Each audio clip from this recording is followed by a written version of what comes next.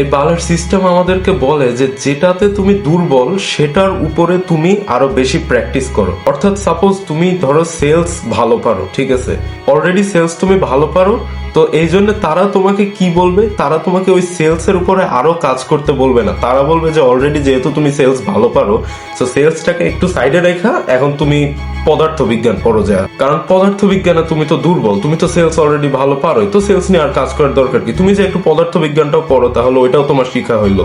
But বিষয়টা কিরকম হওয়া উচিত ছিল, বিষয়টা এমন হওয়া উচিত ছিল যে আমি সেলস অলরেডি ভালো পারি, এটার উপর আমি আরো কাজ করে আমি ওয়ার্ল্ড ক্লাস একজন সেলসম্যান হব।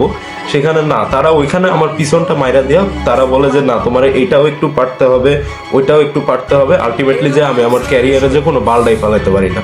সাপোজ ক্রিস্টিয়ানো রোনালদো ফুটবল তো অলরেডি পারে, তাহলে তার আর কি দরকার প্রতিদিন মাঠে যায় ফুটবল প্র্যাকটিস করার। এখন ফুটবল সে যেহেতু অলরেডি পারে, সে যে একটু ক্রিকেটটাও প্র্যাকটিস করুক, একটু ব্যাডমিন্টনও প্র্যাকটিস করুক, তাহলে সে একটু ফুটবলও পারলো, একটু ক্রিকেটও পারলো, একটু ব্যাডমিন্টনও পারলো, একটু ভলিবলও পারলো, সবই পারলো।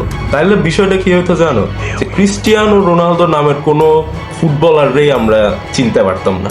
অলরাইট, সে যেহেতু ফুটবলটা অলরেডি ভালো পারতো এবং ভালো পারার পরেও সে ওইটার উপরেই প্র্যাকটিস করে ওয়ার্ল্ড ক্লাস একজন ফুটবল প্লেয়ার হয়েছে, দ্যাটস ওয়াই আজকে আমরা চিনি ক্রিস্টিয়ানো রোনালদো। বাট এই সিস্টেম বাল কয় যে অলরেডি যেহেতু তুমি ম্যাথ ভালো পারো, যাও একটু বায়োলজিটাও পড়ো। কেন ভাই, আমি ম্যাথ ভালো পারি, আমি ম্যাথের উপরই আমার লাইফের ফুল ফোকাস দেওয়া দিব না।